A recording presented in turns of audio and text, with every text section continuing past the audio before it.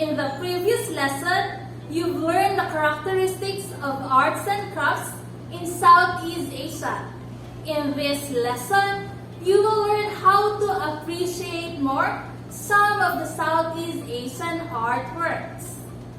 Yes, today we're going to discuss Southeast Asian artworks and artifacts based on most essential learning competency, which is to reflect on and derive the mood, idea, or message from the selected artifacts and objects, with the objective appreciate Southeast Asian artworks and artifacts. Again, what will be the focus for today's discussion? Yes, you're absolutely correct. Artworks and artifacts. Artwork means a collection of art because it refers to all of the works that went into creating it. While artifact means an object made by a human being, typically an item of culture or historical interest. First, we will discuss the artworks of Southeast Asia, specifically batik. In the next slide, we are going to observe the shown picture. What do you see? What shapes are visible? What do you think is the mood of the artwork? What message does it tell you? Now, what is Southeast Asian artwork batik? Batik is a method of painting patterns on cloth in which wax is put on the cloth before it is put in dye. Batik, on the other hand, is also considered as an art that translates one's imagination into a piece of fabric. Although there are thousands of different batik designs, particular designs have traditionally been associated with traditional festivals and specific religious ceremonies. There are two categories of batik designs. First category is the geometric motifs. It is a fun trend that focuses on the simplistic beauty of mixing certain shapes, lines, and curves together for creative results. This is an example of geometric motifs. This time, let's proceed to the next category. The second category is the free-form designs. Modern patterns of batik use linear treatment of leaves, flowers, and birds. Since the patterns are free-form, the design depends on the designer and the guidelines they use. Have you seen a thing that has a pattern like this? There are two main types of batik produced. First is hand-painted, is where the designs are drawn on the fabric with hot liquid wax by using a metal object called canteen. In this picture, the artist is using a canteen.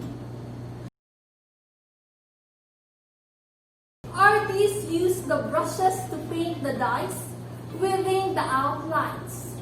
The use of brush allows for the creation of shaded and multi-hue designs. Second is the block printed. It is done by welding together strips of metal to form a metal block. In this process, the metal block is then dipped into molten wax and pressed against the fabric in order to make a pattern. Again, what are the two categories of batik design? Correct! The geometric motifs and the free-form designs. How about the main types of batik? Very good! Hand-painted and block-printed. Since we're done with the artworks of Southeast Asia, let us now discover their artifacts. Cambodia is a country in Southeast Asia that borders the Gulf of Thailand. Cambodia is a member of the Association of Southeast Asian Nations. When it comes about the artifacts, Cambodia is known for their sandstone carving, which is very ancient tradition in Cambodia. From the 9th to the 13th century, Mer people were considered as the finest stone carvers in the world. Also, Mer people are Southeast Asian ethnic group native to Cambodia. Next is the stone carving. It has been both a passion and livelihood for many Cambodian sculptors. Let's talk about Thailand. Traditional Thai art is primarily composed of Buddhist art and scenes from the Indian epics. Traditional Thai sculpture also exclusively depicts images of Buddha. Now, let's discover Thailand's Wat Po or Wat Praset food is right behind Temple of the Emerald Buddha. Is a must-see for any first-time visitor to Bangkok. As one of the largest temple complexes in the city, it's famed for its giant reclining Buddha that is 46 meters long, covered in gold leaf. One of the many pleasures of living in Indonesia is having the opportunity to learn about and collect Indonesian arts and handicrafts. In Indonesians, the replica of Wanoboyo horn displayed in Prambanan Museum, Prambanan Temple Complex. Wanoboyo horn is an important archaeological finding discovered in 17 October 1990 in Prasokoning Hamlet, Wanoboyo Village, Kelatan, Central Java, near Prambanan. The real Wanoboyo horn is now displayed at Treasures Room in National Museum of Indonesian in Jakarta. That's Southeast Asian arts and artifacts. Learning is amusing, right? Always remember that art has been part of everyone's culture and tradition, especially in Southeast Asian culture. Once again, this is Miss Leia Cadilan, your teacher broadcaster in Arts A.